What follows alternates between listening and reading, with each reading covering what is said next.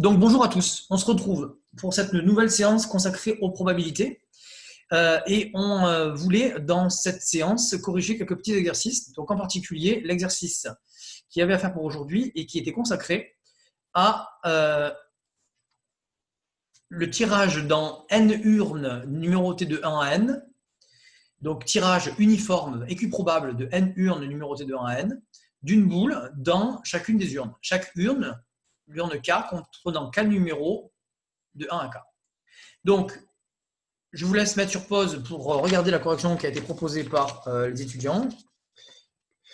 Donc, voilà la situation. X une loi uniforme sur un n. X et Y ont même univers image, l'ensemble des entiers de 1 à n. Voici la loi conjointe. Pour la trouver, on a obtenu la formule des probas conditionnels ici.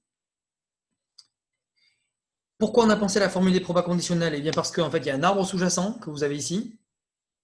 D'abord, on choisit une urne et puis après, on choisit un numéro. Et il est assez facile de remarquer que dans les premières urnes, vu que le numéro ne va que ici que jusqu'à 1, que jusqu'à 2, que jusqu'à K, eh bien ici, il se peut que la boule numéro J ne soit pas dans l'urne. La boule numéro J va être dans l'urne uniquement si le numéro de l'urne il est supérieur ou égal à J.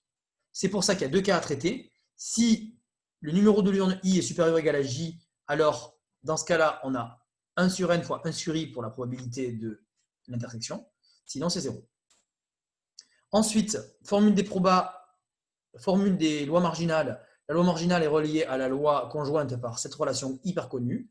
On remplace, parce qu'on a trouvé avant, le I allant de J à N et on obtient cette relation-là. J'ai sorti le 1 sur N de la somme puisque, évidemment, le N ne dépend pas de I.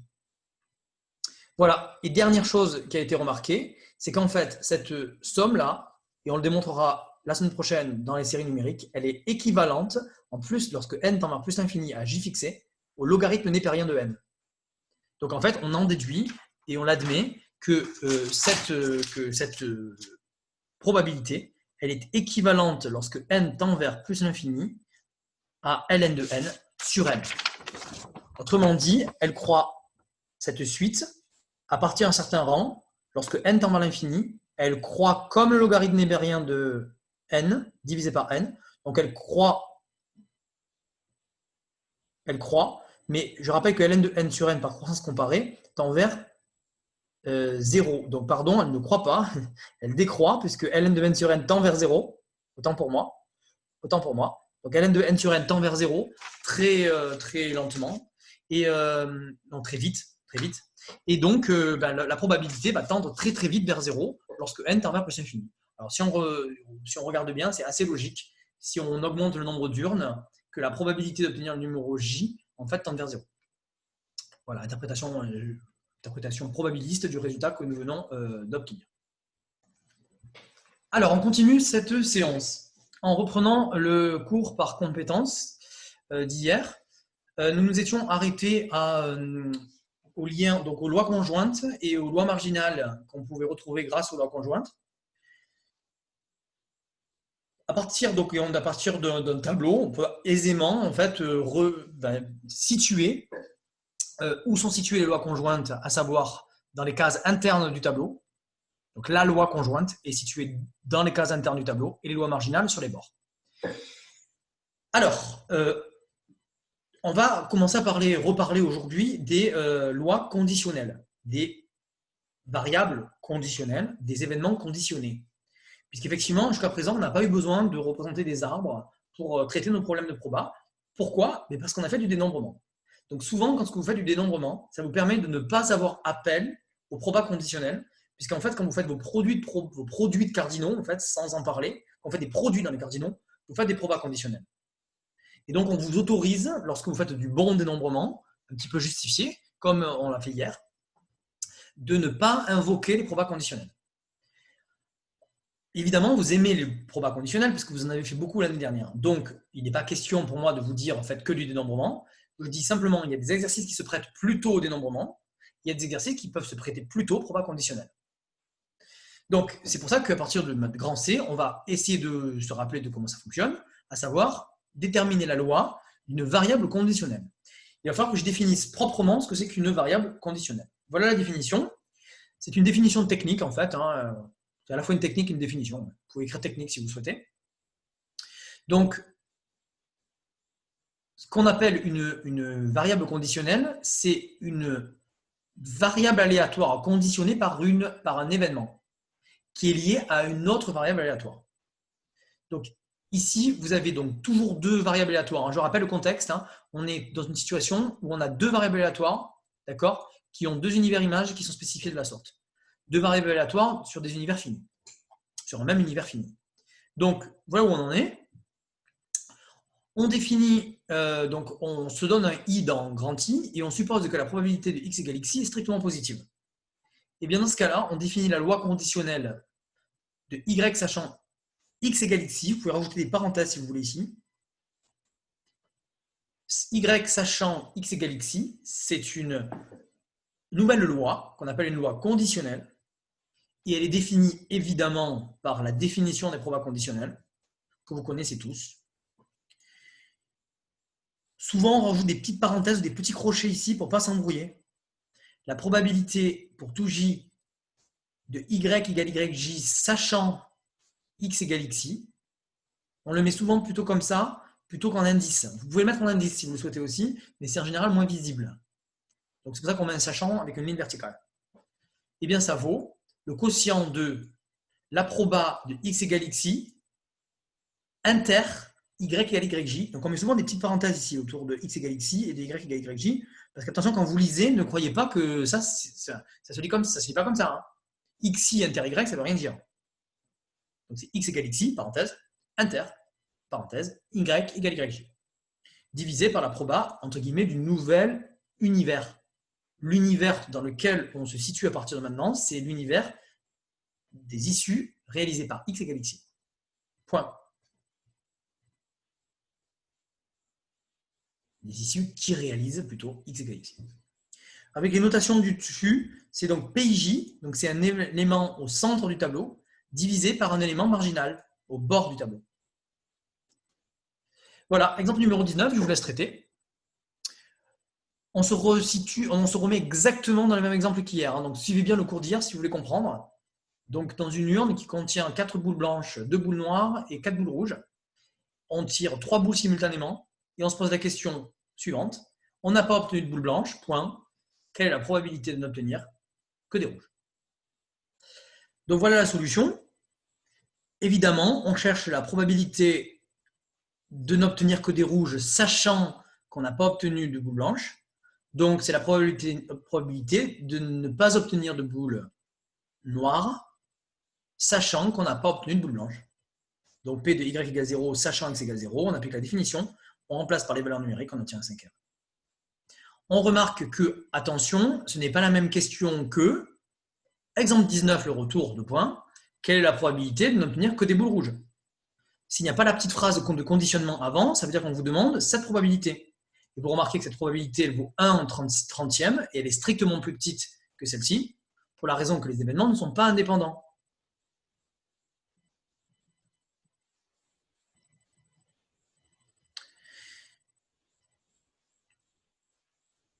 Alors oui, pour la raison que les événements ne sont pas indépendants, pour la raison que P de x égale 0 inter y égale 0, c'est le produit de P de y égale 0 sachant x égale 0 fois P de x égale 0. La seule possibilité pour que ces deux nombres soient égaux, ça serait plutôt que la probabilité de x égale 0 soit égale à 1, ce qui n'est pas le cas. Donc ce n'est pas de l'indépendance en fait, c'est pas ça la raison. Donc attention de ne pas vous tromper lorsque vous lisez un énoncé. Grand D. Calculer une probabilité par la formule des probas totales. Donc vous la connaissez déjà tous, puisqu'on l'a rencontrée tout à l'heure en exercice. Alors je vous l'énonce ici de manière très abstraite. On va faire un arbre à côté pour bien comprendre ce qu'il en est. On va l'écrire même peut-être de deux manières différentes si vous le souhaitez, pour ne pas vous embrouiller. Donc, pour la formule des probas totales dans le cadre des variables aléatoires, vous n'avez pas spécialement d'hypothèse à donner. Vous n'avez pas spécialement à spécifier qu'on a un système complet d'événements. Parce que le système complet d'événements il est intimement contenu dans la définition de la variable aléatoire. À partir du moment où vous définissez une variable aléatoire, forcément, les événements y égale grand y égale yi avec des i différents ne peuvent pas être compatibles. Ils sont incompatibles. Y ne peut pas valoir pour une même issue de valeurs différentes. Sinon, ça veut dire que ce n'est pas une application. Voilà donc la formule des probas totales pour tout x dans l'univers image de grand X. La probabilité que grand X vaille petit x, c'est la somme de ces probas conjointes, de ces probas, les probas de cette loi conjointe, parce que ça c'est effectivement la probabilité d'intersection, pour y évoluant dans l'univers image de grand Y. Si cette notation-là vous gêne, eh bien rajoutez la notation avec les j, à savoir c'est la somme sur petit j appartenant à grand J de P de y égale yj multiplié par la probabilité que x vaille petit x, sachant que y vaille yj. Évidemment, ce n'est pas la peine de l'écrire si ça vous paraît évident ce qui est écrit. Hein. Je l'écris pour éventuellement ceux qui ne comprendraient pas exactement ce que ça signifierait de sommer ici sur un y. Ici, ça vous préférerait peut-être sommer sur des entiers, ça vous paraît plus clair. Bon, ce que j'ai écrit là dans la formule des probas totales, c'est exactement celle-là. Donc, évidemment, vous avez un arbre sous-jacent, naturellement. L'arbre sous-jacent, vous pouvez le dessiner pour être sûr de ne pas oublier la formule des probas totales. C'est que en première colonne, vous avez le système d'événements y égale y1, point, y égale y. Alors, prenons la notation qu'on avait, on ne sait pas, hein, je n'avais pas mis le dernier indice. Le dernier index du J, je ne l'ai pas donné, je crois. Je n'ai pas donné de notation, non, je n'en ai pas donné. Donc, on va dire n, on s'en fiche. Voilà. Donc, ça donne yn. Et puis maintenant, vous avez des branches qui disent si x égale xi est réalisé ou pas. Donc, c'est le même arbre que celui que je vous ai montré tout à l'heure dans l'exercice. Voilà. Voilà, donc l'arbre sous-jacent, évidemment, c'est celui-là. Première colonne, on a d'abord donc le système complet d'événements constitué par la famille des grands Y égale YJ pour petit j bougeant dans grand J. Et ensuite, vous avez dans l'arbre une disjonction. Est-ce que grand X égale X est réalisé ou pas? Donc, quand vous faites des arbres pour la formule des probas totales, vous pouvez mettre beaucoup de branches ici. Vous n'avez pas le choix. Hein, si le système complet d'événements il est un cardinal important. Mais ici, vous mettez toujours que 2 branches. Ne mettez pas de nombreuses branches là, sinon vous n'allez pas. Votre arbre, il va être impossible à représenter.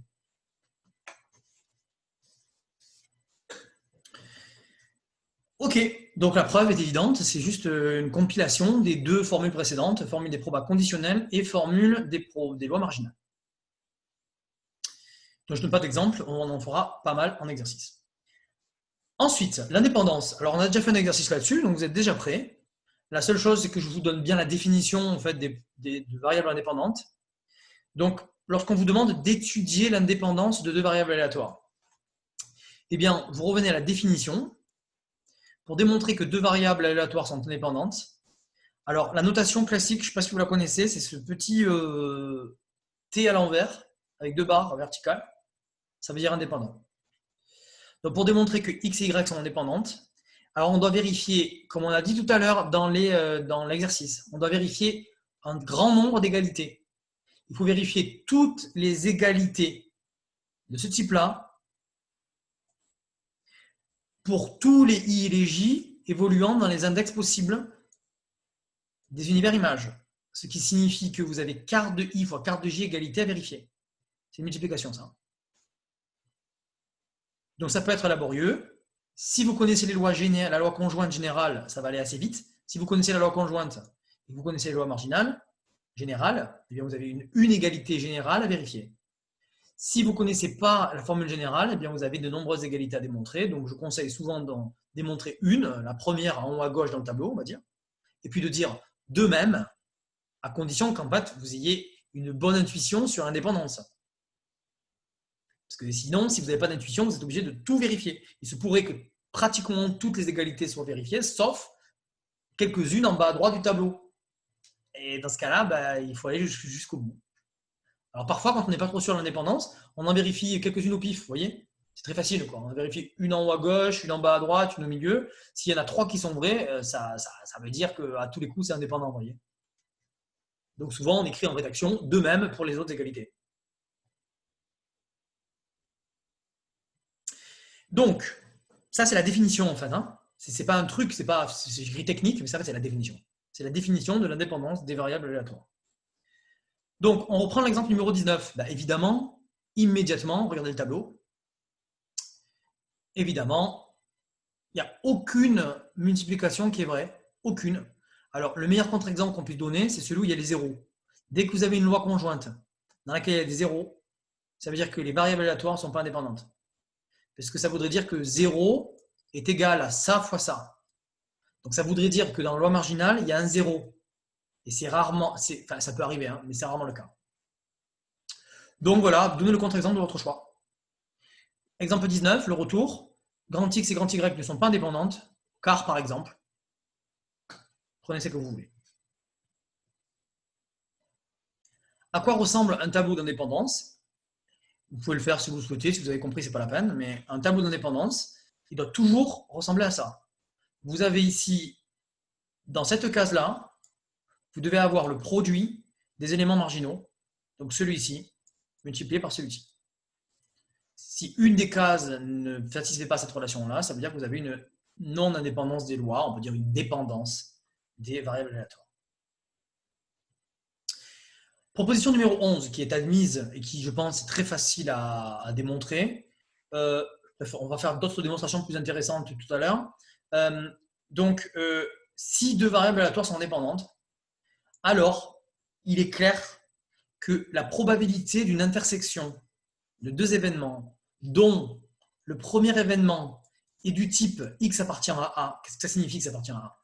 Ça veut dire x, par exemple, appartient à 3, 4 ou à 3, 5.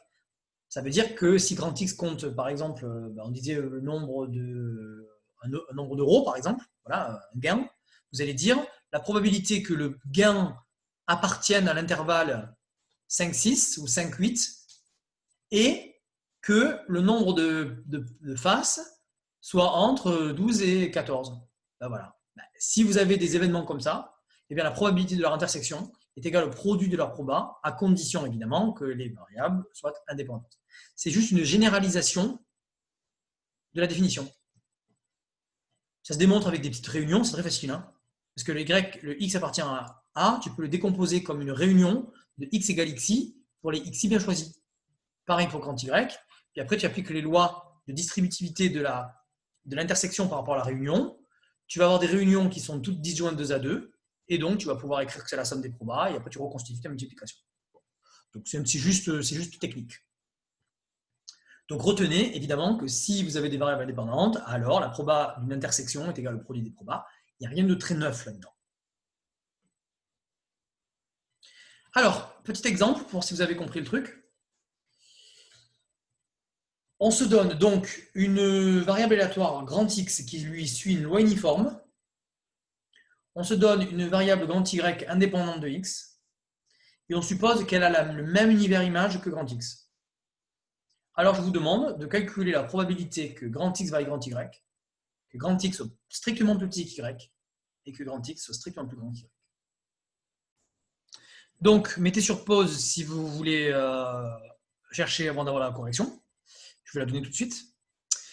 Donc, pour calculer P de x égale y, on commence d'abord par partitionner x égale y en une réunion. Voilà, c'est fait. Et on remarque évidemment que cette réunion, elle est disjointe. Parfois, vous verrez en U carré, là, une espèce de U avec un petit point au milieu, ça veut dire qu'elle est disjointe.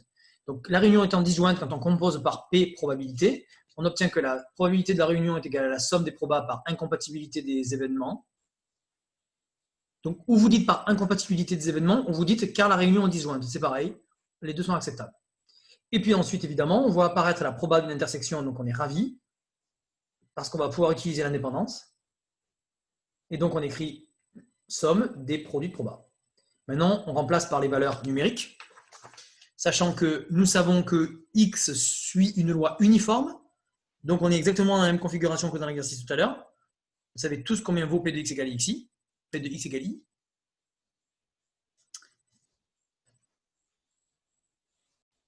Donc voici la fin de la correction. Une fois que vous en êtes là, vous remplacez P de x égale i par 1 sur n parce que la loi est uniforme, vous sortez le 1 sur n de la somme, et puis vous remarquez qu'ici, compte tenu que la famille des y égale i est un système complet d'événements de l'univers, oméga, alors la somme de ces probas vaut 1. Ainsi, le résultat, c'est 1 sur 1. La probabilité que x by y, c'est 1 sur 1. Alors, si on y réfléchit, c'est assez logique. Parce que vu que les variables étaient indépendantes, il faut y réfléchir quand même un petit peu, mais en termes probabilistes, on doit pouvoir l'expliquer. Par contre, ce qui est clair, c'est que si dans un sujet de concours, on vous demande de démontrer, de calculer cette égalité-là, on vous demande en fait ce calcul. On ne vous demande pas de faire un petit laïus d'interprétation probabiliste. C'est un calcul qui est demandé. Hein. Parce que les calculs, comme je vous l'ai dit en début de chapitre, ils permettent de pallier notre subjectivité. Donc ce calcul-là permet de démontrer que le résultat conjecturé, il est exact. Alors maintenant, on peut faire pareil pour x strictement plus petit qu'y. Bon, mais ça va être le même schéma. Mais par contre, qu'est-ce qui change ici lorsque vous voulez partitionner votre événement x strictement plus petit qu'y? Alors ensuite, la probabilité que x soit strictement plus petit qu'y. Alors je propose de changer l'énoncé parce que ce sera plus facile de le faire avec inférieur ou égal. Donc faisons la probabilité que x soit inférieur ou égal à y. Donc on fait comme au-dessus. X vaut i et y est supérieur ou égal à i. Par indépendance, et grâce à la proposition numéro 11, on peut scinder la propriété de l'intersection en produit de proba. Et ici, on remarque une formule qu'on avait démontrée dans un exercice assez classique. C'est que là, on obtient l'espérance de y. Autrement dit, la probabilité que x soit inférieur ou égal à y, c'est l'espérance de y sur n. Alors maintenant, on vous demande de trouver la probabilité que x soit strictement plus grand que y. Qu'en pensez-vous? Sans refaire tous les calculs, est-ce qu'il y a un stratagème assez rapide qui permet de conclure?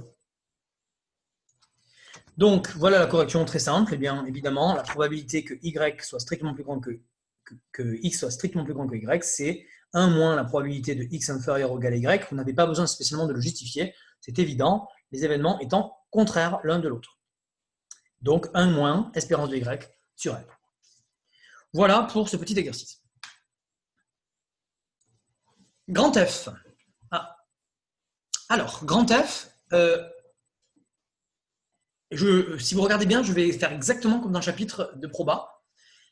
L'indépendance, on peut l'avoir de deux façons. Ou on vous demande de démontrer que des variables sont indépendantes, ou on vous demande d'utiliser l'indépendance. D'ailleurs, si vous regardez bien, dans l'exemple 20, comme traité, en fait, on a déjà utilisé l'indépendance, on n'a pas démontré l'indépendance. Alors, l'indépendance, souvent, donc, comme je le répète, elle est inscrite dans l'énoncé. Dans l'énoncé, il va y avoir écrit que grand X et grand Y vont être indépendants. Il faudra comprendre parce que les lancers de pièces que compte, le nombre de faces que compte grand X et le nombre de faces que compte grand Y sont indépendants du fait que les deux pièces sont équilibrées. Donc l'indépendance, souvent, il faut la comprendre dans l'énoncé. Une fois que vous l'avez comprise, vous pouvez l'affirmer et vous pouvez l'utiliser. Alors, vous pouvez l'utiliser pour plusieurs choses. Vous pouvez l'utiliser pour faire l'exercice 20 qu'on a fait juste avant.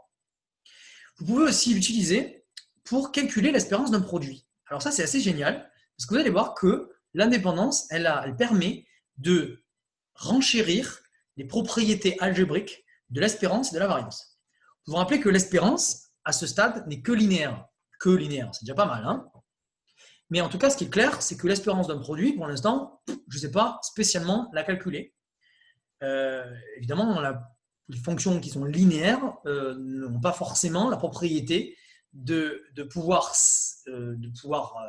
d'abord f de xy égale f de x fois f de y, de transformer, on va dire, la loi de morphisme multiplicative en la loi multiplicative. Eh bien, proposition numéro 12, si x et y sont indépendantes, alors c'est vrai.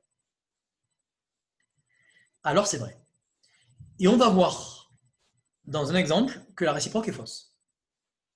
Donc attention, attention, vous ne pouvez utiliser la proposition 12 pour démontrer la non-indépendance de x et y uniquement par contraposé. Donc si jamais cette égalité n'est pas vraie, alors les variables aléatoires ne sont pas indépendantes. Et vous allez voir qu'on utilise assez rarement cette proposition contraposée parce qu'il faut quand même se calculer toutes ces espérances. Et les calculs d'espérance, c'est un peu long. Donc, sauf dans des cas très particuliers. Donc, la plupart du temps, c'est dans le sens direct qu'on utilise ça, à savoir, si des variables sont indépendantes, alors il est facile de calculer l'espérance de leur produit. C'est assez inattendu, hein, cette histoire-là. Parce que je ne vois pas pourquoi il y aurait des produits, vous voyez. Pour l'instant, ce qui se passe simplement, c'est que la probabilité d'une intersection est égale au produit des probas. Mais là, ce n'est pas la probabilité d'une intersection. A priori, on va voir, hein, c'en est une, mais elle est cachée. C'est l'espérance d'un produit. Alors, regardons la preuve. Elle n'est pas spécialement au programme, je vous la montre. Voilà, rapidement. Si vous avez, ne la prenez pas forcément en note, à moins que vous écriviez très vite. Donc, la situation, la voilà. On veut calculer l'espérance d'un produit. L'idée, c'est de définir la fonction produit. La fonction qui a un couple de scalaires. Hein, je vous rappelle que dans x d'oméga et y d'oméga, il y a des réels, des variables réelles. Donc, à tout couple de réels, on associe leur produit. Bon. Donc, ça veut dire que l'espérance de xy, ben, c'est l'espérance de u de xy.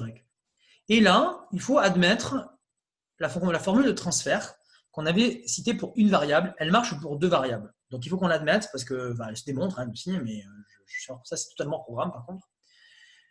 Regardez, ça va peut-être pas vous choquer, je pense, de dire que l'espérance d'un produit, c'est la somme. Alors, la somme double. Attention, c'est une somme double, ça. Il y a deux indices qui bougent en même temps. Alors, pas vraiment en même temps. Vous savez que dans une somme double, en fait, on peut choisir si les indices sont indépendants, de faire d'abord la somme sur x et puis le résultat en somme sur y, ou inversement.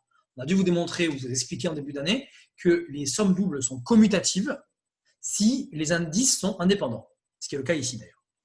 Donc, on dit que l'espérance d'un produit, eh bien, c'est la somme double des x fois y multiplié par la probabilité que grand X fasse petit x et grand Y fasse petit y. Je pense que ce n'est pas choquant. C'est la formule de transfert. Eh bien, maintenant, on a compris.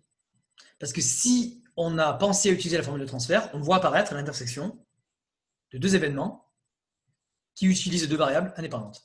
Ainsi, la suite coule de source.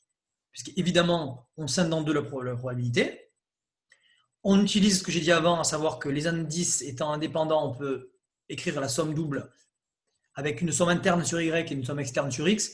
C'est totalement arbitraire ce que je fais. Hein. Ça peut être dans l'autre sens. Ça s'appelle la formule de Fubini. Elle est vraie aussi pour les intégrales doubles. Lorsque les indices, évidemment, les variables d'intégration sont indépendantes.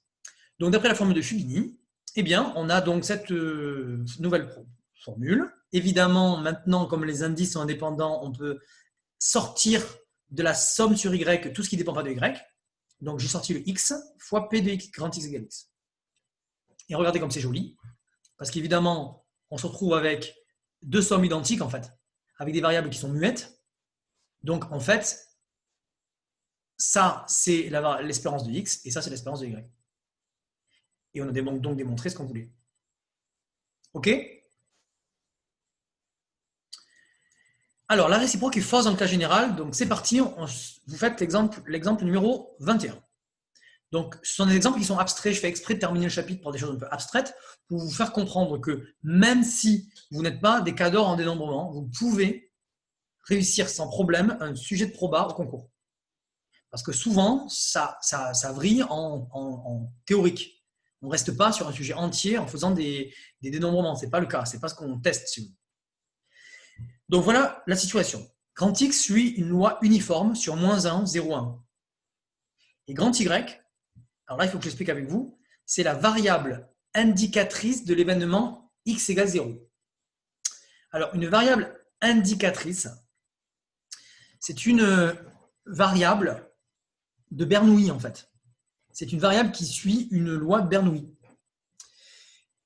Ce que je veux dire en écrivant que grand Y est la variable indicatrice de l'événement x égale 0, c'est que grand Y a pour univers image 0, 1, donc y de oméga, c'est 0, 1, et je veux dire que la probabilité que grand Y fasse 1, c'est la probabilité que x fasse 0. Voilà, c'est ça ce que j'appelle une variable indicatrice.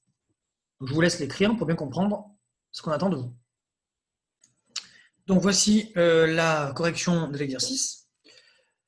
Vous avez mis sur pause si vous vouliez y réfléchir dans l'intervalle. Donc, je précise la définition de la variable indicatrice parce que je n'ai pas été assez précis. ce n'est pas simplement que les probas de y égale 1 et la proba de x égale 0 sont égales. C'est pire que ça. C'est que les événements y égale 1 et x égale 0 sont égaux. Donc, pour trouver l'espérance de x fois y, on va devoir trouver la loi de x fois y. Pour trouver la loi de x fois y, on va devoir trouver d'abord la loi conjointe de x et de y. Donc, pour ce faire, on fait quelques petits calculs. On regarde déjà, on regarde quelques cas particuliers et on essaie d'en déduire la loi générale. Donc, on fait deux calculs. Et voilà. On a remplacé ici y égale 1 par x égale 0 par définition. Et comme les deux événements sont incompatibles, on a une probabilité qui est nulle. Identiquement, si x vaut 1 et y vaut 1. Pas possible. Donc, ces deux zéros là étant placés, les lois marginales étant placées par définition dans l'énoncé, par soustraction successive, on peut obtenir aisément la loi conjointe. Vous n'avez aucune justification à donner particulièrement, c'est très facile. La loi de xy, eh bien, on regarde maintenant toutes les combinaisons possibles pour dire toutes les valeurs possibles de xy, et puis ensuite, donc moins 1, 0, 1, c'est évident. Quand on multiplie un nombre qui vaut moins 1, 0, 1 par un nombre qui vaut 0 ou 1, on obtient moins 1, 0 ou 1. Et puis là, il faut être malin. En général, il faut faire des petits calculs les plus simples. Donc moi, j'ai tout de suite pensé que le produit vaut moins 1 si et seulement si x vaut moins 1, y vaut 1. Et puis après, on n'utilise pas d'indépendance, on est d'accord, on lit dans le tableau, et le tableau nous dit qu'à l'intersection de x égale moins 1 et y égale 1, il y a un 0. Donc la probabilité est nulle. Et ce qui est assez marrant, c'est que pour x, y égale 1, c'est pareil. Donc, on conclut quoi? Combien vaut la probabilité que x, y vaut 0? 1. Exactement, par soustraction. D'accord? Alors ça, c'est assez rigolo parce qu'on tombe sur une loi un peu bizarre. On tombe sur une variable xy qui vaut tout le temps 0 en fait. Elle vaut tout le temps 0. Parce qu'elle ne peut pas valoir 1, elle ne peut pas valoir moins 1. Alors j'aime bien cet exemple parce qu'il vous montre là quelque chose d'assez subtil en proba. L'univers image, c'est moins 1, 0, 1. Mais la seule valeur possible, probabilistiquement parlant, de xy, c'est 0. Donc on pourrait dire que l'univers image de xy, c'est 0 en fait, c'est le singleton 0. En fait, là on touche à quelque chose qui est assez courant en proba. L'événement xy égale 0, on dit qu'il est vrai presque partout. En fait, c'est un événement qui est certain. En fait, il est vrai presque partout, ça veut dire qu'il est vrai partout, sauf dans des cas, pour des issues de probabilité nulle. Alors ça, c'est assez dingue. C'est-à-dire qu'en fait, il y a deux événements impossibles, mais a priori, on peut les mettre dans l'univers image. Donc, votre loi, c'est 0, 1, 0. OK? Donc, il se peut que dans des lois, vous obteniez parfois des probabilités nulles. Ne soyez pas surpris. Il ne faut pas les supprimer, en fait, de l'univers image. Il faut les garder comme des événements impossibles. OK? Donc, maintenant qu'on a la loi, c'est hyper facile. Puisque maintenant, vous avez tous le tableau dans la tête. Donc, l'espérance, elle vaut combien?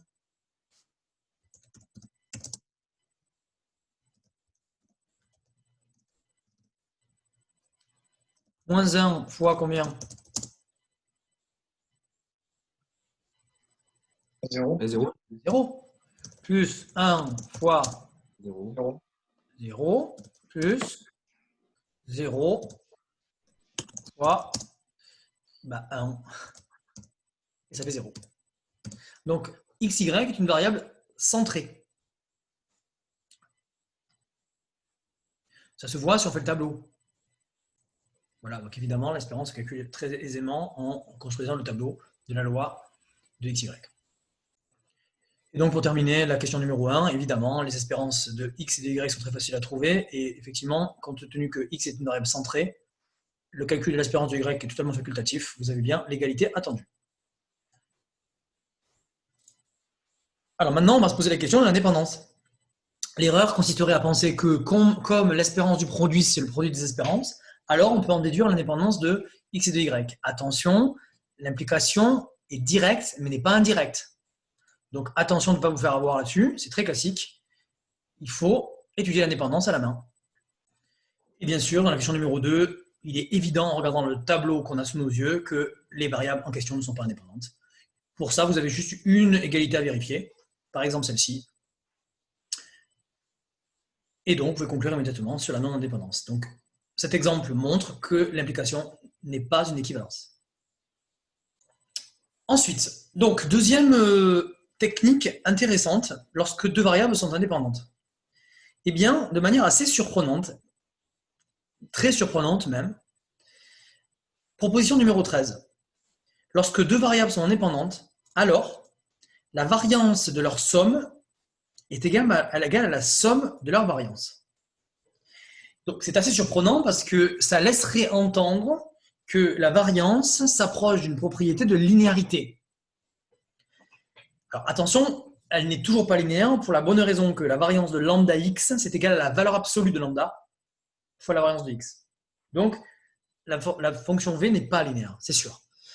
Mais dans le cas de l'indépendance, on gagne quand même une propriété intéressante, inattendue. Donc en général, l'esprit un petit peu s'affole parce qu'il ne faut pas s'embrouiller. L'espérance d'un produit est égale au produit des espérances et la variance d'une somme est égale à la somme des variances. Il ne faut pas se mélanger sur les lois. Uniquement alors pas uniquement, mais lorsque les variables sont indépendantes. Je vous laisse la démonstration en exercice. On va faire pour lundi. Je ne pense pas que ça va être très compliqué. Il faut juste que vous reveniez aisément à la définition des variances. Voilà. Donc vous y réfléchirez, c'est pas très compliqué. Ça fait un exercice un petit peu abstrait à faire à la maison. Donc évidemment, vous êtes obligé de revenir à la formule de Koenig-Huygens. Hein. Enfin, c'est ce que je conseille du moins. Utilisez la formule de Koenig-Huygens pour calculer les variances. Vous calculez la variance de gauche et vous vérifiez qu'elle vaut la variance de droite, la somme des variances de droite.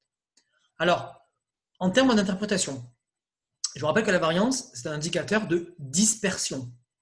Donc ça veut dire que lorsque des variables aléatoires sont indépendantes, la dispersion de leur somme peut être quantifiée par la somme des dispersions des variables isolément. Alors, ça donne un sens à l'indépendance. Effectivement, comme les variables sont indépendantes, elles ont chacune leur dispersion à elles, qui n'influe pas sur la dispersion de l'autre. Et quand vous ajoutez les variables, en soi, c'est comme si vous ajoutez deux gaussiennes, par exemple. En ajoutant deux gaussiennes qui n'ont pas les mêmes maximums, vous dilatez la gaussienne.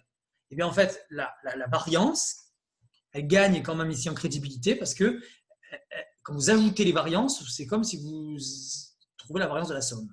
Bon. Uniquement dans le cadre de l'indépendance, enfin dans le cas de l'indépendance c'est vrai, et remarquez que pour les écarts types ça ne marche pas du tout, parce que pour les écarts types il y a des racines carrées qui traînent. Oui, question ? Est-ce que pour la réciproque est vraie, c'est-à-dire que pour prouver que x et y sont indépendants, non, ça ne marche pas? Non, les réciproques ne marchent jamais. Ok, d'accord. Par contre, les contraposés marchent. Mais on les utilise encore moins ici parce que pour trouver la variance, déjà, vous avez vu que pour trouver l'espérant, alors pour trouver la variance d'une somme, ce n'est pas infaisable, mais c'est quand même du calcul. Donc en fait, si grand X et grand Y sont donnés par des lois un peu horribles, genre binomial et compagnie, bah, vous allez mettre un temps infini à vérifier ça. Donc, alors que l'indépendance, ça se fait assez bien. Hein, on fait un petit tableau, une petite loi conjointe et puis c'est fini. D'accord. Donc en général, on l'utilise plutôt dans ce sens-là. Parce que la variance d'une somme, pour la calculer, dans le cas général, c'est délicat. Alors, troisième application de l'indépendance, c'est l'étude de la mutuelle indépendance. Alors, je l'ai mis dans F3. Peut-être qu'il est aussi judicieux de le mettre en compétence grand E, si vous voulez. Je l'ai mis dans F3, mais si vous voulez mettre en grand E, attendez, on réfléchit ensemble. Ouais. Vous pouvez mettre dans grand G, je veux dire. Si vous voulez mettre une compétence grand G, vous avez le droit. Ouais, vous vous organisez comme vous voulez. Moi, je l'ai mis F3. Donc, grand G ou F3, si vous devez étudier la mutuelle indépendance d'une famille. Donc, c'est juste une généralisation de ce qu'on a fait pour deux.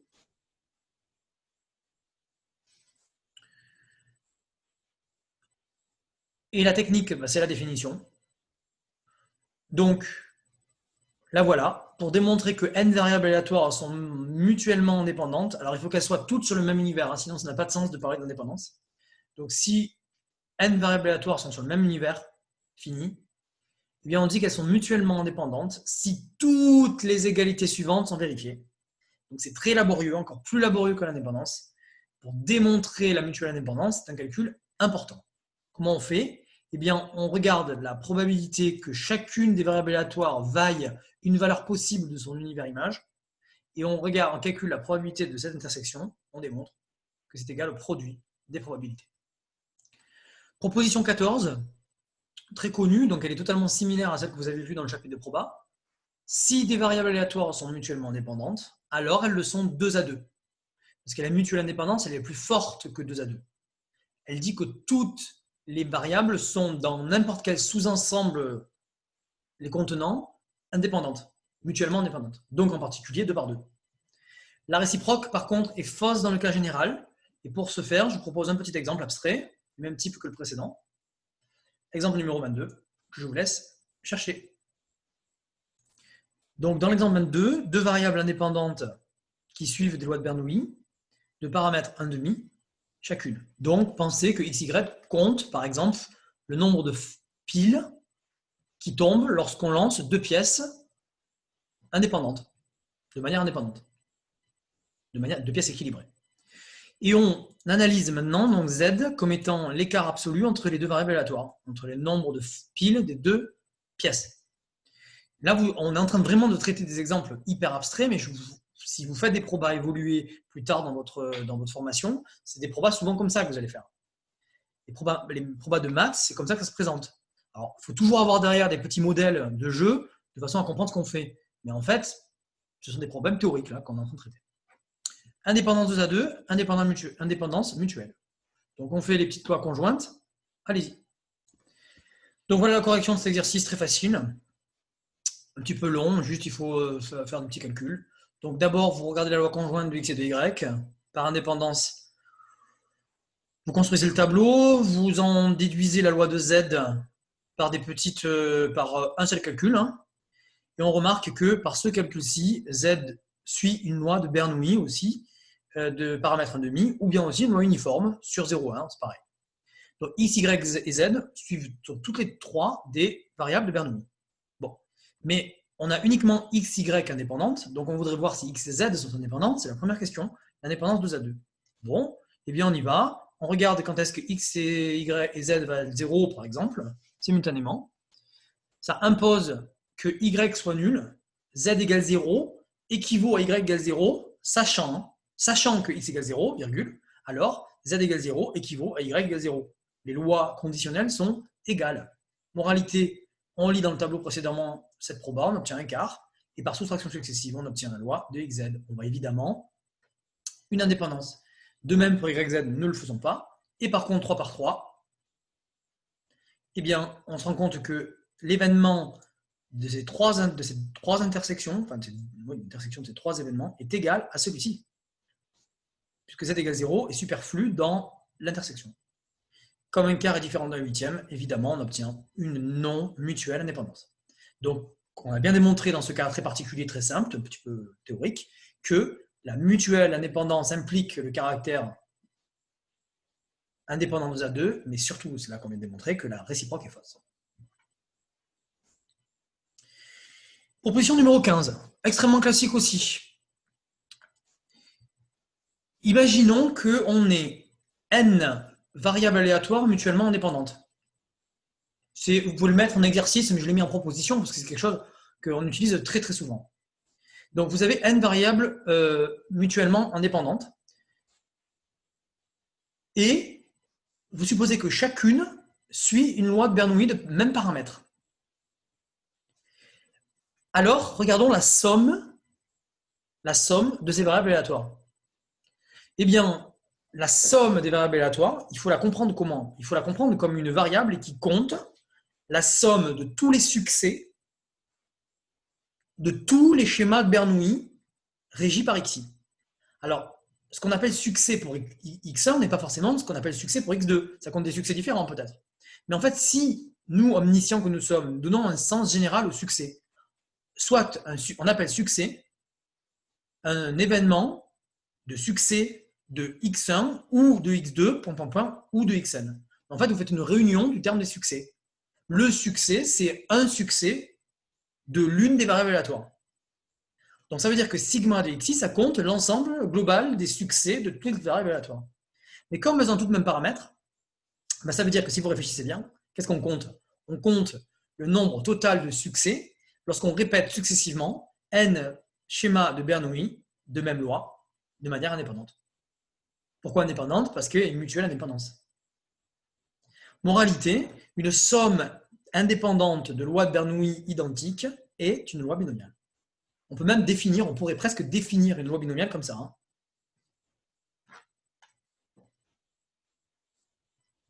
Voilà. Donc c'est évident, la démonstration, je l'ai mise, mais enfin, il faut surtout que vous reteniez, la démonstration c'est pour que vous reteniez que c'est logique. Donc ça vous permettra de faire un des exercices de la planche. Peut-être on va regarder un petit peu, on regardera ça lundi peut-être. Ok, ensuite, pour terminer, il y a encore deux choses à dire. Premièrement, grand G, alors si vous avez appelé grand G la précédente compétence, c'est grand H, déterminer la loi d'une somme d'un produit. Alors, c'est là que je vais répondre à la question tout à l'heure qui a été posée par Lubin. Vous avez remarqué que depuis tout à l'heure, pour trouver les lois de produit ou les lois de Z, là, je me rappelle c'était une soustraction, une valeur absolue d'une soustraction, eh bien, j'étais obligé de faire des tableaux. Évidemment, il faudrait qu'on arrive à trouver un stratagème pour trouver la formule générale de la loi. Eh bien, il existe des formules générales qui sont très faciles à obtenir et je pense que vous n'aurez pas de problème à les retrouver. Donc, on se donne deux variables aléatoires réelles, non forcément indépendantes. Là, on revient dans un cadre général. Alors, sur un même univers, rajoutez-le quand même, hein, sur un même univers oméga. Parce que sinon, faire leur somme n'a pas trop d'intérêt. Donc, l'univers image de leur somme, ben, évidemment, c'est la somme de leurs univers images, au sens où eh bien, vous regardez toutes les possibilités de xi plus yj, où xi appartient à l'univers image de grand X, yj à l'univers image de grand Y. Bon, ça, c'est facile. Donc, pour tout z appartenant à l'univers image de la somme, on voudrait se poser la question de la loi donc de x plus y, à savoir de la probabilité de x plus y égale z. Qu'en pensez-vous? Donc voilà, pour obtenir la loi d'une somme, dans le cas général, vous devrez faire comme ça. Vous devez dire que donc, lorsque petit x balaye l'univers image de grand X, l'événement grand X plus grand Y égale Z, c'est la réunion en fait de ces événements conjoints, sans le P là. X égale X inter, Y égale Z moins X. Donc si vous connaissez la loi conjointe de X et Y, eh bien vous en déduisez la loi de la somme. Mais évidemment, il n'y a rien de facile, parce que peut-être que les lois de X et de Y sont des lois compliquées, binomiales, hypergéométriques. Auquel cas, vous avez ici une somme assez laborieuse à calculer, d'autant que si X et Y sont indépendants, donc vous ne pouvez pas scinder la probabilité. Bon, par contre, ce serait intéressant, il doit y avoir des propriétés intéressantes. Si jamais X et Y sont indépendantes, on se trouve avec une somme de produits de proba, et dans ce cas-là, peut-être que les calculs sont plus faciles à faire. La loi d'un produit, ben, c'est du même acabit, mais il y a un petit cas particulier que je voulais qu'on évoque ensemble. Pour trouver la loi du produit, on trouve d'abord l'univers image, donc c'est facile. Je ferai remarquer que dans ces univers images-là, il peut y avoir des redondances. Parce qu'il se pourrait qu'il y ait deux manières de trouver la même somme avec des xi, yj qui soient différents. Donc c'est là que les formules de transfert ont un intérêt. C'est que vous allez en fait vous retrouver en fait avec une valeur de l'univers image qui s'obtient de deux manières différentes. Donc ça se verra dans le calcul qui est ici. Pour le produit, identiquement, on fait pareil. Alors là, je suis obligé de faire deux cas particuliers. Pourquoi? Parce que disjonction de cas. Premier cas, si z n'est pas nul, alors je vais dire que, comme au-dessus, grand x égale x et grand z égale z sur x permet d'avoir un produit qui vaut z. Mais vous avez remarqué que j'ai divisé par x ici. Donc je suis obligé ici de faire balayer petit x dans l'univers image de grand X, mais sauf le singleton 0. Et si z égale à 0, ben là, il faut réfléchir un peu. Et bien dans ce cas-là, on veut que xy fasse 0. Et bien là, c'est assez facile à voir qu'un produit est nul si et seulement si l'un des facteurs est nul. Donc, ou x égale 0, ou y égale 0. Et donc là, je vous rappelle, c'est la formule des 4 cardinaux, ou la formule probabilité d'une réunion, qu'on connaît bien en terminale, qu'on n'a pas trop utilisé cette année, nous. La proba d'une réunion, c'est la somme des probas moins la probabilité d'intersection, qu'on a compté 2 fois en faisant cette somme.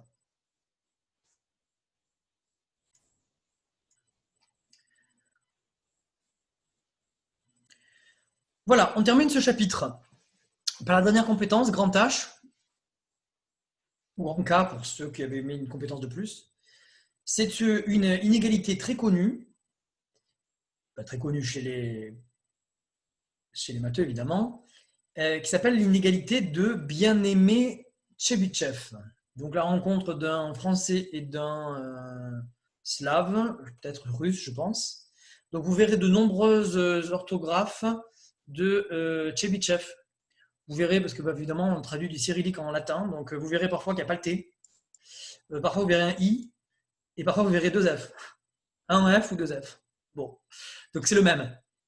Voilà. Bien-Aimé Tchebychev, donc comme toujours, je ne sais pas s'ils ont travaillé véritablement ensemble, en tout cas l'inégalité qui va suivre porte leur nom. En fait, c'est un cas particulier de l'inégalité de Markov, que vous verrez l'année prochaine. Et donc, elle va permettre de manière assez surprenante de démontrer un résultat extrêmement fort qui est la loi faible des grands nombres. Alors, l'inégalité de Bien-Aimé Tchebychev, en général, à l'oral du concours, moi ça m'était arrivé de poser des exercices là-dessus, très souvent, vous ne la connaissez pas, parce que c'est une inégalité de sup, qu'on la revoit une fois ou deux en SP, et que l'inconvénient, c'est qu'il n'y a aucun moyen mnémotechnique pour la retenir. Donc, ce que je vous propose, c'est qu'on fasse la démonstration. Peut-être qu'elle va éclairer la lanterne de certains d'entre vous, mais sinon, c'est le genre d'inégalité qu'il faut apprendre par cœur, qui n'a pas spécialement de logique. Elle va commencer à vous paraître logique au moment où vous allez faire beaucoup d'exemples et vous allez vous rendre compte en fait de ce qu'elle veut dire, ce qu'elle signifie. Mais pour l'instant, elle ne signifie pas grand-chose. Elle dit que, si grand X est une variable aléatoire quelconque, réelle, pour tout epsilon strictement positif, la probabilité que la distance absolue, donc l'écart absolu entre x et son espérance, soit plus grande que epsilon, la probabilité donc de cet événement, eh bien, elle est majorée par 1 sur epsilon 2 multiplié par la variance de x. Alors, je peux tout de suite quand même, avant de faire la démonstration, vous donner un petit sel intuitif de ce qui se passe. Je vous rappelle que la variance, elle quantifie la dispersion. Donc, plus la variance, elle est proche de 0, plus la série, elle est resserrée, autour de sa moyenne. Regardez ce que dit Bien-Aimé Tchebychev. Il dit que à epsilon fixé, alors epsilon, vous savez, quand on utilise le mot epsilon en mathématiques, c'est qu'en général, il est petit. Bon, mais on va voir. À epsilon fixé, si la variance est petite, on peut supposer que ce nombre il va être petit. Alors attention, il faut faire attention parce que si epsilon est aussi petit, je vais diviser un nombre petit par un nombre petit au carré, je ne sais pas trop si c'est petit. Mais présupposons que epsilon fait que la variance soit négligeable devant epsilon carré. Donc V de x est un petit taux de epsilon carré. Bon, supposons ça, ça veut dire que la série est très resserrée autour de son espérance. Elle est très peu dispersée. Et Bien-Aimé Tchebychev le traduit ça, parce qu'il explique que la probabilité que x s'éloigne de son espérance à epsilon près est très petite. Ça veut dire qu'il est très peu probable que x s'écarte de son espérance. Donc ça veut dire que la série est resserrée. Quand la variance est très petite, il est peu probable que x s'éloigne de son espérance. Par contre, la grosse faiblesse de l'inégalité de Bien-Aimé Tchebychev, c'est que lorsque la variance est grande, on ne peut rien dire. Parce que si la variance est grande, ça veut vouloir dire a priori que la série est très dispersée. Mais le problème, c'est que si vous majorez cet objet par un nombre très grand, vous ne pouvez rien dire. Donc quand la variance est grande, on n'aura pas, l'inégalité de Bien-Aimé Tchebychev n'aura pas d'intérêt. Alors, sauf à prendre un epsilon tellement immense qu'il mange l'immensité de la variance. Donc dans ce cas-là, il faudra prendre un V de x, toujours pareil, négligeable devant epsilon carré. Voilà. Alors, la preuve, je propose de l'écrire parce que c'est une preuve très connue et je pense qu'il faut que vous l'ayez écrite, elle n'est pas longue, en plus, elle prend que quelques lignes. Et c'est ça qui est là. La magie des grands théorèmes, c'est les théorèmes qui se démontrent vite et qui disent beaucoup de choses. Alors, ils sont peu nombreux, ces théorèmes. En général, un théorème qui dit beaucoup de choses, il faut du temps pour le démontrer. Alors, voilà l'idée. L'idée, c'est qu'on va déjà simplifier l'inégalité de Bien-Aimé Tchebychev. En fait, on va énoncer l'inégalité de Markov. On va poser grand Z égale cette nouvelle variable aléatoire. Et ce qu'on va démontrer, c'est que la probabilité que z soit plus grande qu'epsilon est inférieure à 1 sur epsilon carré fois la variance de x. Alors, regardons un truc. Là, j'ai sauté une étape, on peut le regarder ensemble. La variance de x, vous vous rappelez par définition ce que c'est? On utilise, pas la définition, on utilise Koenig-Huygens, qui dit que c'est... Alors non, on va pas prendre Koenig-Huygens, excusez-moi, on va prendre la définition. C'est l'espérance de x moins e de x au carré. Vous vous rappelez? C'est la définition de la variance. Ça, c'est la définition. Vous voyez que ça, c'est pile poil z au carré. Parce que les valeurs absolues sont dans le carré, donc ça, c'est égal à la valeur absolue de x moins e de x au carré. Donc, le petit raccourci que j'ai écrit là, il est évident, hein, c'est la définition. Si on arrive à démontrer, il manque un t ici, si on arrive à démontrer cette inégalité, est-ce que vous êtes tous d'accord qu'on aura démontré cette inégalité? Facile. Alors, pour démontrer cette inégalité, qui s'appelle l'inégalité de Markov, et qui est d'ailleurs vraie dans le cas général, même si z n'est pas cette variable aléatoire, eh bien, voilà l'idée. Alors, l'idée, c'est la suivante. C'est de se dire que on va partir, alors l'idée, c'est de ne pas partir de gauche, c'est de partir de la droite. On va partir de l'espérance de z carré. L'espérance de z carré, par définition, et par la formule de transfert, c'est égal à cette somme-là. Ici, je n'ai pas précisé que K, il évolue naturellement dans l'univers image de Z. Donc K appartient à Z de oméga. Alors évidemment, cette somme, on ne sait pas la calculer. Eh bien, c'est ça l'idée de Bien-Aimé Tchebychev. C'est que ce qu'il veut faire, c'est minorer cette somme. Pour la minorer, il va la scinder en deux. Il va se couper en deux, il va présupposer dans la première somme que K est plus grand qu'epsilon, et dans la deuxième somme, que K est strictement plus petit qu'epsilon. Vous êtes absolument d'accord que si je scinde cette somme quelconque en deux, j'ai cette égalité qui est vraie. C'est évident. Alors, maintenant, vous vous rappelez qu'on veut minorer? On veut minorer, parce qu'on veut démontrer que l'espérance est plus grande que le produit de la probabilité fois epsilon carré. Donc, puisqu'on veut minorer, on va utiliser le fait que ici, comme le K, il est minoré par epsilon, on peut minorer ce K carré par epsilon carré. Et cette somme, on ne s'en occupe pas, pour l'instant. Donc, ici, on va minorer le K carré par epsilon carré. Donc, ça donne quoi? Ça donne que la première somme, en fait, comme on veut minorer, on va carrément supprimer ce nombre-là qui est positif. Ce nombre-là, il est positif parce que c'est une somme de carré fois une probabilité. Donc, la somme de ces sommes est minorée par la première somme. Donc, c'est là qu'on fait une grosse erreur. Hein. C'est là quand même qu'on perd beaucoup de choses. Si ce nombre il est grand, on fait une minoration très très imprécise. On minore le K carré par epsilon carré. Le epsilon carré il est indépendant de K, donc on le sort. J'ai oublié ici, pardon, le plus grand qu'epsilon. Rajoutez-le. Erreur. Donc somme sur K supérieur ou égal à epsilon. Le epsilon carré il sort de la somme. Et regardez, on obtient la somme pour K supérieur ou égal à epsilon de la proba de Z égale K. Et bien regardez, par réunion, c'est très facile de démontrer que c'est la proba que Z soit supérieur ou égal à epsilon. C'est QFD. Donc en deux lignes, on a démontré cette inégalité. Et bien ce qui est sublime, et ça c'est vraiment très beau, et c'est beau de terminer ce chapitre sur ce résultat, c'est qu'en fait, on va démontrer un truc. Bon, le nom du théorème qui va suivre n'est pas très flatteur. Il s'appelle la loi faible des grands nombres. Il s'appelle faible parce qu'il y a une loi forte. Mais vous allez voir que pour loi faible, déjà, elle est déjà très forte. Elle dit beaucoup de choses. On peut l'énoncer tout de suite et on fera l'exercice 1 lundi prochain. Voilà la loi faible des grands nombres. Eh bien, elle dit la chose suivante. Elle dit que si vous vous donnez une suite infinie de variables aléatoires mutuellement indépendantes, et si toutes ces variables aléatoires ont même espérance et même écart type, donc on est exactement dans la configuration, vous vous rappelez, précédente, où je vous avais fait une somme de lois de Bernoulli indépendantes ayant le même paramètre.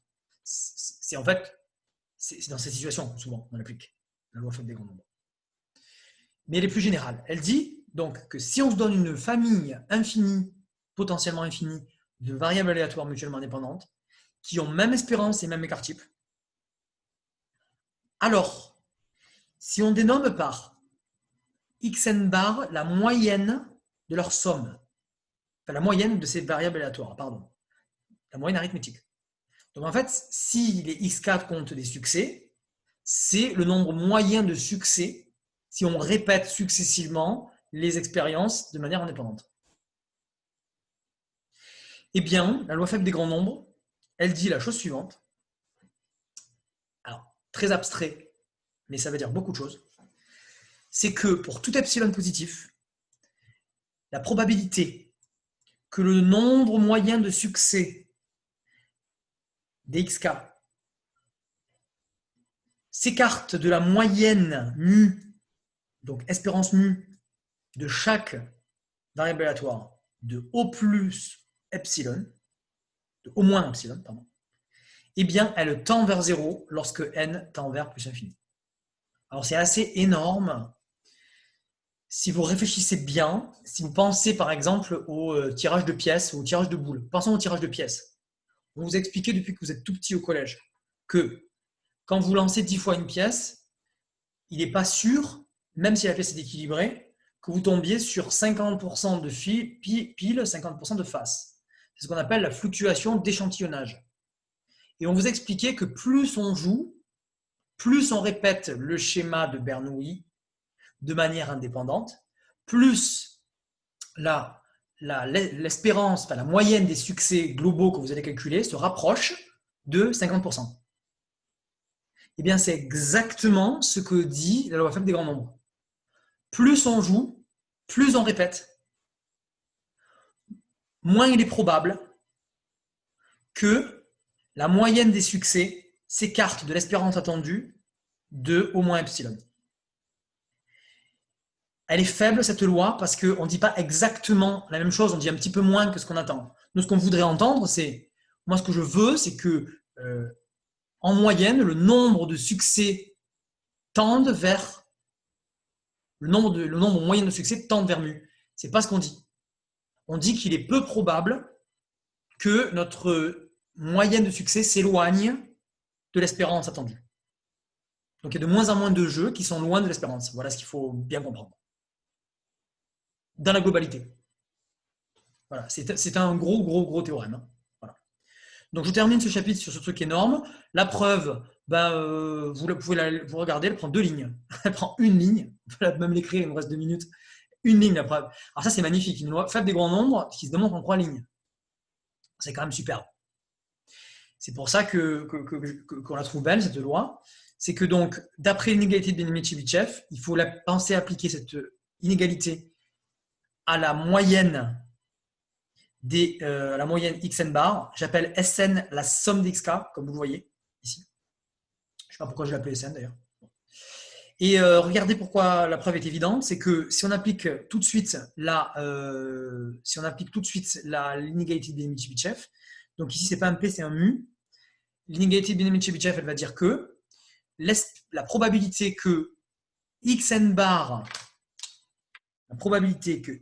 bar s'écarte de l'espérance de xn bar en valeur absolue d'au moins epsilon est plus petite que 1 sur epsilon carré fois la variance de xn bar. Voilà ce que ça dit. Bien maintenant, il faut regarder, il faut réfléchir. On va appliquer tout ce qu'on a fait avant. Je remplace xn bar par sa définition. Or, l'espérance de xn bar, c'est quoi? C'est l'espérance de 1 sur n, somme des xk. Mais vous vous rappelez que l'espérance est linéaire? Donc, puisque l'espérance est linéaire, ça fait 1 sur n, somme des espérances de xk. Mais vous vous rappelez que les xk, elles ont toutes pour espérance mu? Donc, ça fait 1 sur n fois n mu. Et 1 sur n fois n mu, ça fait mu.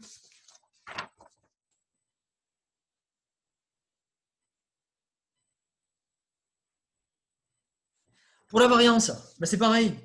La variance de xn bar, c'est la variance de 1 sur n fois la somme des xk. Alors là, quand même, c'est très fort. Parce que ce qui se passe, c'est que vous vous rappelez que la variance n'est pas linéaire.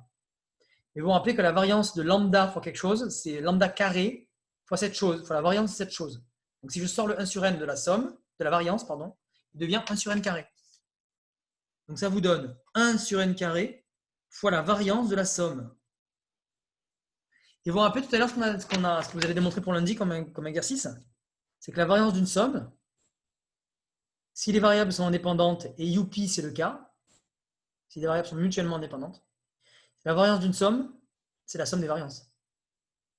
Moralité, ça fait sigma des v de xk fois 1 sur n carré. Mais la variance de xk, c'est l'écart type au carré.